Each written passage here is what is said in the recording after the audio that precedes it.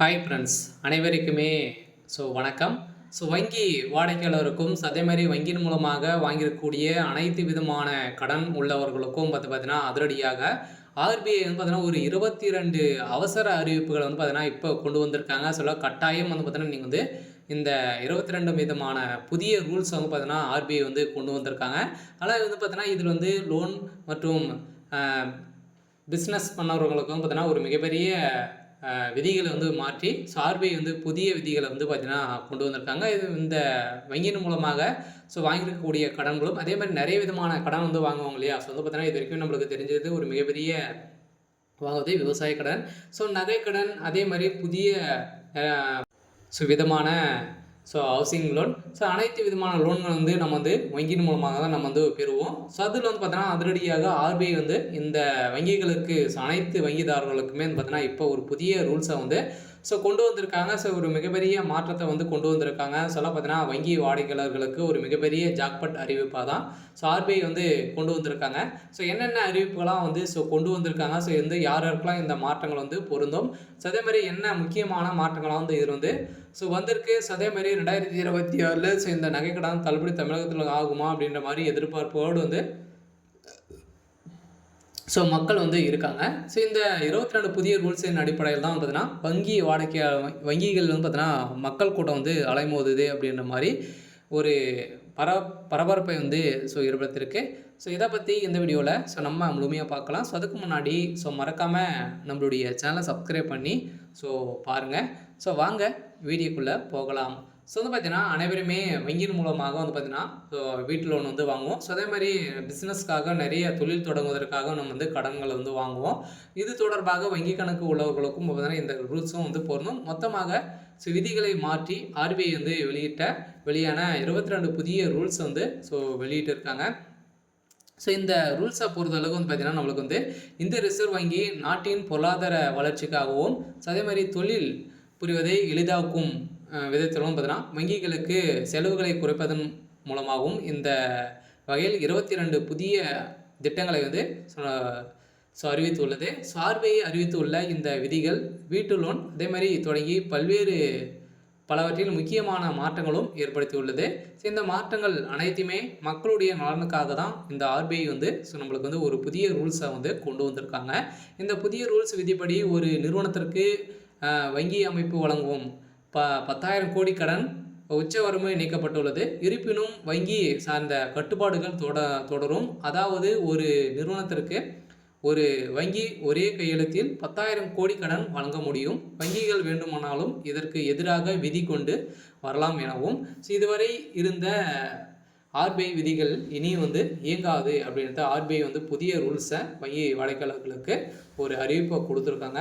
இந்த வட்டி விகிதத்திலும் நிறைய விதமான மாற்றங்களும் ஆர்பிஐ வந்து குறைத்திருக்காங்க. பார்த்தீங்கன்னா ஒரு வங்கியின் மொத்த கடனில் ஒரு குறிப்பிட்ட கடன் வந்து வாங்குவர்களுக்கு அந்த நிகர மதிப்பில் 20% ஒரு குடும்பத்திற்கு வந்து பார்த்தீங்கன்னா 25% மட்டுமே வழங்க முடியும். இந்த 10 ஆண்டுகளில் கார்ப்பரேஷன் துறைகளுக்கான வங்கிகள் கடனை பொறுத்தளவுக்கு வந்து பார்த்தீங்கன்னா 10,000% புள்ளிகள் வந்து பார்த்தீங்கன்னா நம்மளுக்கு வந்து குறைந்துள்ளது சுட்டிக்காட்டி இந்த முடிவு வந்து ஆர்பிஐ வந்து இந்த முடிவுகள் வந்து எடுத்திருக்காங்க அப்படின்றத ஒரு அறிவிப்பு வந்து வெளியிட்டிருக்காங்க.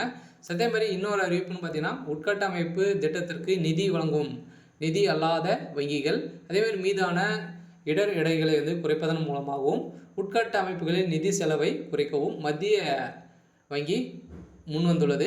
பங்குகள் ஆரம்ப பொது பங்குகள் அதேமாதிரி உட்பட்ட முதலீடு செய்ய கடன் வழங்குவர்களுக்கு கடன் வரம்புகளும் தளர்வுகள் வந்து இதில் வந்து இருக்கும் அப்படின்றதும் ஆர்பிஐ வந்து கொண்டு வந்திருக்காங்க. ரிசர்வ் வங்கியில் வந்து பார்த்தீங்கன்னா முக்கிய ஒன்று அறிவிப்பும் வந்து கொடுத்துருக்காங்க.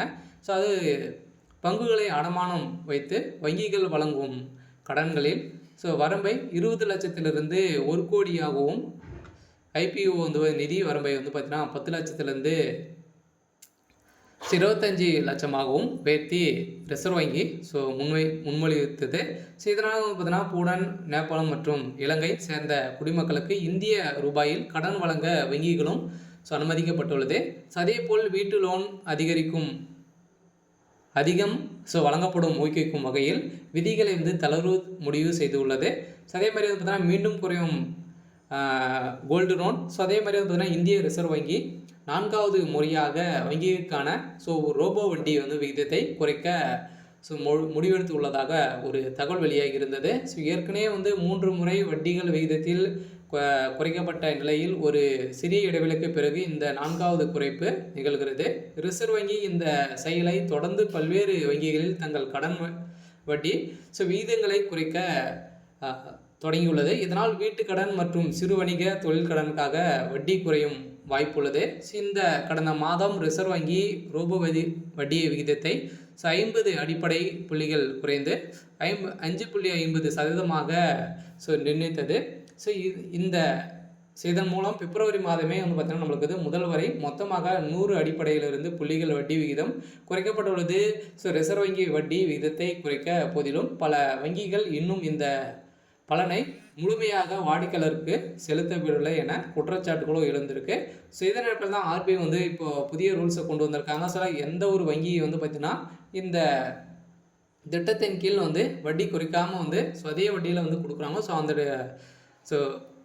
அந்த வங்கிகளுக்கு ஆர்பிஐ ரூல்ஸ் வந்து பார்த்தீங்கன்னா வங்கியை வந்து நீக்கப்படும் அப்படின்றத ஆர்பிஐ ஸ்ட்ரிக்டாக ஒரு உத்தரவு போட்டுட்டாங்க. சில வாடிக்கையாளர்களுக்கு ஒரு மிகப்பெரிய ஒரு மகிழ்ச்சியான ஒரு ஜாக்பாட் அறிவிப்பாக தான் வந்து ரிசர்வ் வங்கி வந்து பார்த்தீங்கன்னா கொண்டு வந்திருக்காங்க. ஏற்கனவே ரிசர்வ் வங்கியில் வந்து பார்த்தீங்கன்னா நிறைய விதமான வங்கிகளுக்கு உத்தரவு போட்டிருக்காங்க. கடனில் நிறைய விதமான மாற்றங்களும் வந்திருக்கு. நிறைய பேர் வந்து பார்த்தீங்கன்னா அனைவருமே இந்தியாவில் இருக்கக்கூடிய அனைத்து மக்களுமே கடனில் தான் வந்து இருக்கும். இருந்தாலும் வங்கியின் மூலமாக நிறைய விதமான லோன் கடன் வந்து நாங்கள் வந்து வாங்குவோம் இல்லையா. வீட்டு கடன் வந்து அதேமாதிரி தொழில் தொடங்குவதற்காக நிறைய விதமான தனிநபர் கடன் அனைத்துமே வந்து கடன் வந்து வழங்குவோம்.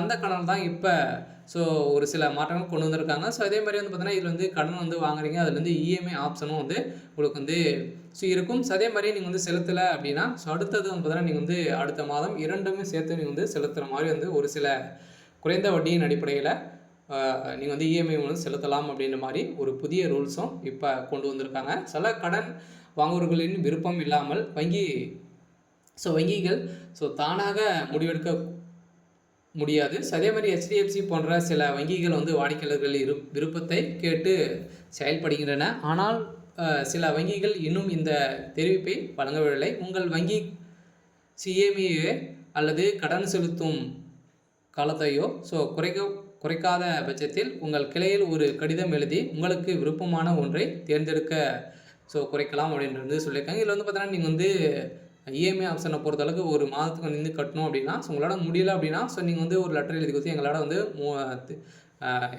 உங்களுடைய விருப்பத்துக்கு ஏற்ப நீங்கள் வந்து இதில் வந்து புதிய ரூல்ஸும் நீங்கள் வந்து பண்ணிக்கலாம் அப்படின்ட்டு அவங்க சொல்லிட்டாங்க. பார்த்தீங்கன்னா நீங்கள் வந்து ஒரு 3 மாதத்துக்கு வந்து கட்டுறோம் விருப்பம் இருக்குது அப்படின்னா நீங்கள் அது மாதிரியும் இந்த ரூல்ஸில் இருக்குது அப்படின்ட்டு சொல்லியிருக்காங்க. சரி, ஓகே. இன்னைக்கான அப்டேட் வந்து பார்த்தீங்கன்னா இதுதான். மறக்காமல் நம்மளுடைய சேனலை சப்ஸ்கிரைப் பண்ணி சப்போர்ட் பண்ணுங்கள். தேங்க்யூ.